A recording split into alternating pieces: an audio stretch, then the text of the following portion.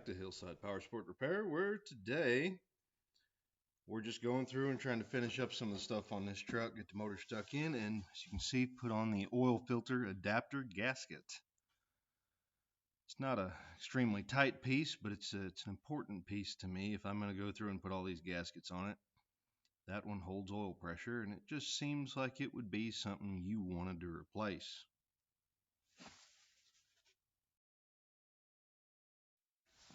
Now we got out our socket set, the Allen sockets, and got to looking and seeing if there's some way I could prime the oil pump on this particular engine. And it turns out that I had forgotten that the oil pump drive for the Mopars is different than the Chevys, which I had already made an adapter for, and apparently I had never made an adapter for the Dodge. And here we are. We're going to TIG that up. It's just some mild steel rod and what's left of an old Allen wrench that I tapered the end on a little bit to make it fit down in there better, and cleaned her up and went around her with TIG torch, and that was it. So we put the old girl down in there and made sure she fit, and found the drill, which I conveniently left laying there, and filled her up with some 10W30 oil and went to work. Just made sure that it was going to bog down. At this point, I just want the drill to show me that there's some pressure there. So the drill's showing there's pressure, and I'm cranking and cranking and cranking and cranking, and I didn't really think that, these particular engines have all the oil to the top end pretty much goes through the camshaft. And if the camshaft isn't being rotated, you're not going to get oil to your top end. Normally when your engine is running, this wouldn't be a big deal, but when your engine's sitting on the stand and you want to make sure you've got oil to the top end, that's a problem. It's not a problem that's going to cause damage, because eventually I'm going to figure it out, but it is a problem that's going to cause me some mild anxiety. Did I put a head gasket on backwards or upside down or something? It's just one of those deals where we got to sit down and figure out what the heck's going on. At this point, I'm trying to put the oil pressure gauge on it. I'm trying to figure out what's going on, and it's starting to occur to me there's got to be something, right? Now, we did make 75 pounds of oil pressure.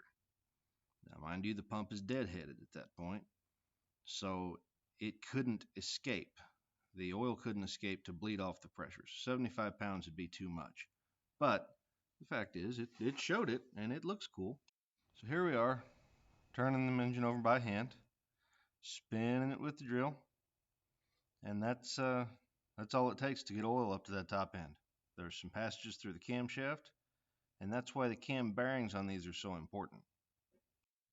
If that cam bearing is not indexed correctly, then the oil hole going from the cam journal to the cam bearing and through the camshaft and feeding the whole top end of this motor, if it ain't clocked correctly, you're out of luck when you fire this thing up.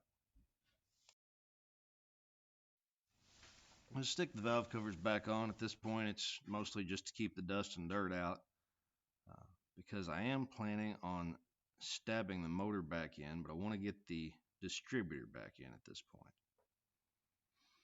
So throw the distributor drive in, and unlike small block Chevys or most GM products, the distributor drive in these it runs off cam, and it's got a little flat tick in it, and that flat tick needs to point at your number one cylinder, because that's exactly where your rotor is going to point.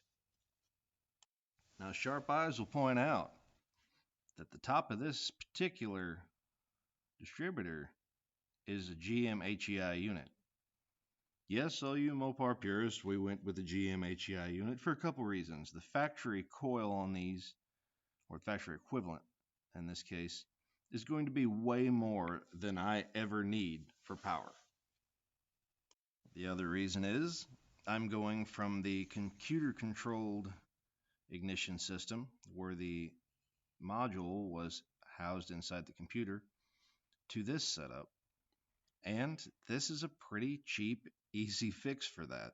It doesn't involve a whole lot of modules or anything else crazy. It's just a bolt-on affair.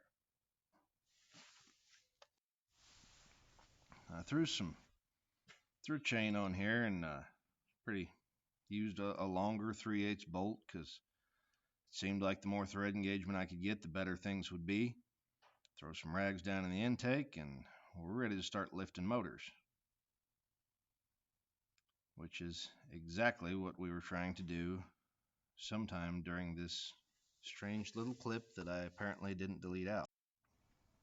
So there she is. There's our motor. Looks pretty good. Got a fuel pump on it. Bringing out the engine hoist at this point. Good old American-made engine hoist, like stuff that's made in the right country. Actually had an old man, Ken was his name. He was a neighbor of my father-in-law's that donated the engine hoist and this particular stand to the cause when I had the last shop open. So Ken, thank you for the donation of tools. I really appreciate it. I've been using the snot out of them for years and they've been great. At this point, we're just going to pull the back of the carrier assembly off the engine and prepare it for the flywheel, because you can't put the flywheel on when it's on the engine stand. I guess you could, but you'd have to pull the engine off and take off all the stuff that's on the front and find a way to adapt it over to. It'd just be a pain. Let's not do it. We're not going to play with it. So we're going through and cleaning up these surfaces.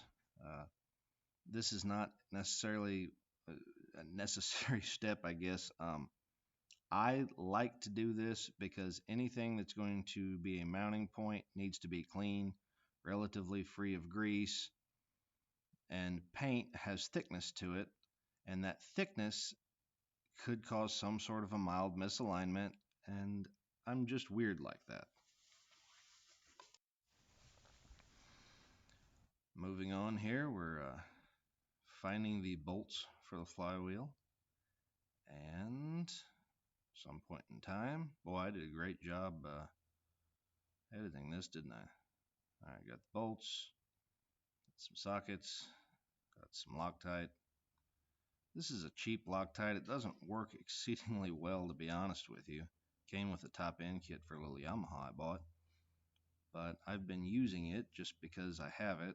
It's supposed to be Loctite red, but it seems more like Loctite almost blue. So we go through, stick the bolts in it,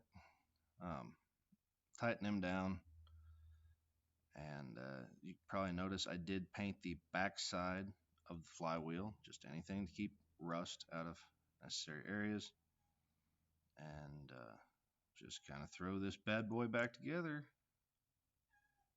and the shop cat's here. Nice. Hey. Moving on, we have a clutch, a pressure plate.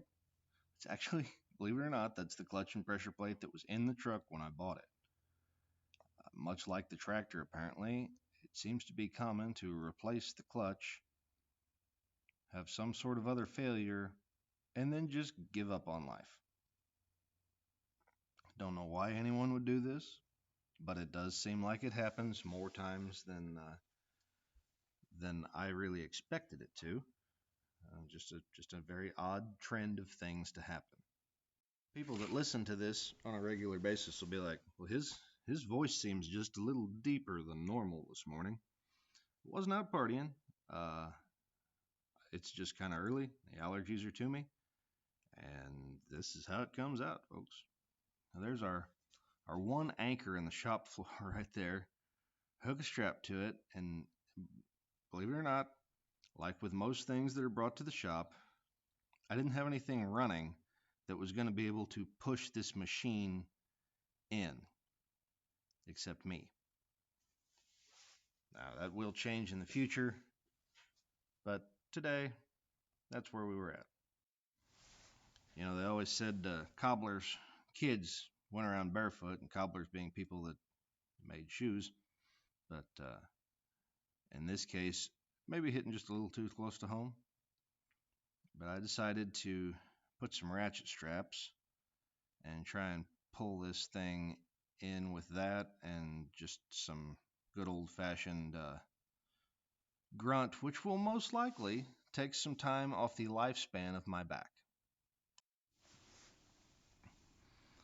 Come over, check, make sure the camera's still running. I'm sure at some point in time I'm going to have to answer a phone call, because that's what happens when you have a small business, is lots and lots and lots of phone calls, which is good. There's our hound dog, the wonder dog. He's been in here this morning as we're trying to record some audio, and has pretty much done nothing constructive with his life so far. But that's okay. That's his choice, and he's not very bright, and that's where he's at. Moving on, we've managed to get it up this far to the shop, and we're just going to keep pulling, shortening up some straps, turning the wheel, go back here, push, push, no, not happening.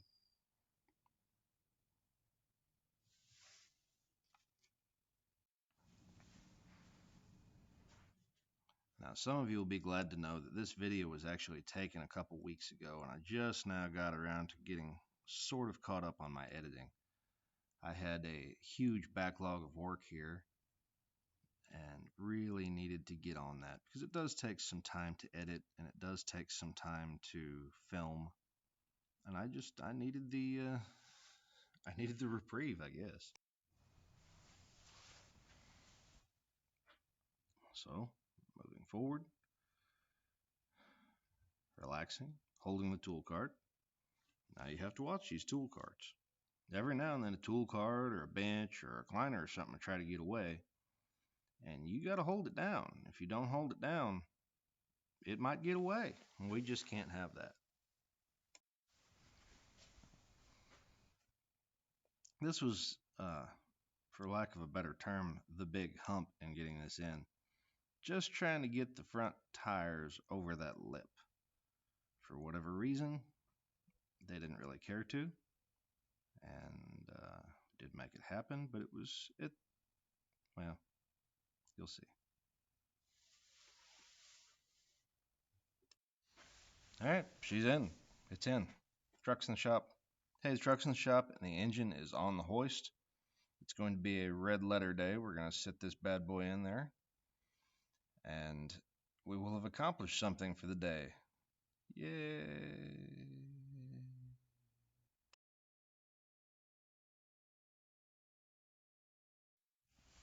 Okay, up, and away. Spin, up, spin, up. Now, you'll notice that the truck has its heads on it and its intake on it this time. When it came out, it had neither heads nor intake on it. It is taller now. It requires a little bit more finagling at this point. Really, it would have been easiest to remove the hood, but that requires two people. And as hard as I try, I am but one individual. And doing the work of two people is something I shoot for, but don't always accomplish. Alright, got her sitting down in there.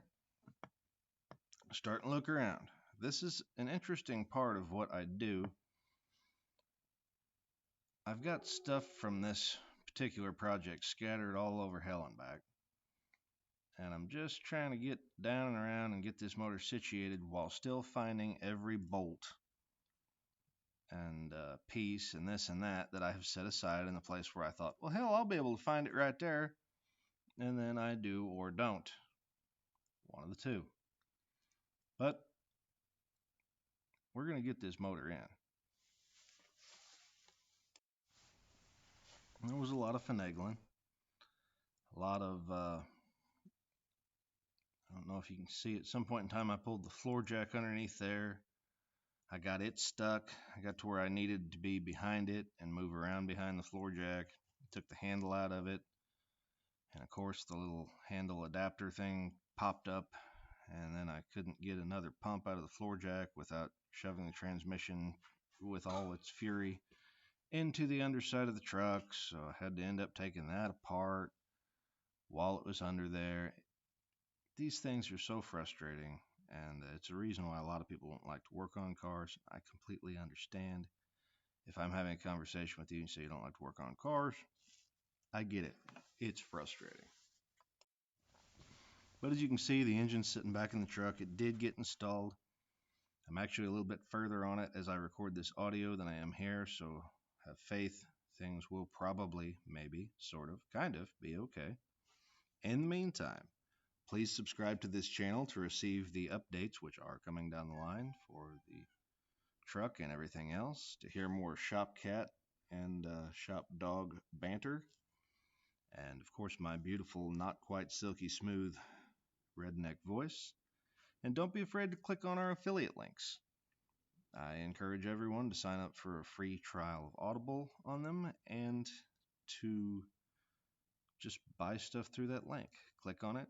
You don't have to buy what you clicked on for. Just click on whatever else you need. I don't care if it's toilet paper. I get just a little cut of it, and it helps me have more time to make more videos, have more fun, and maybe not work just quite as hard. Thank you for your time. Have a blessed day.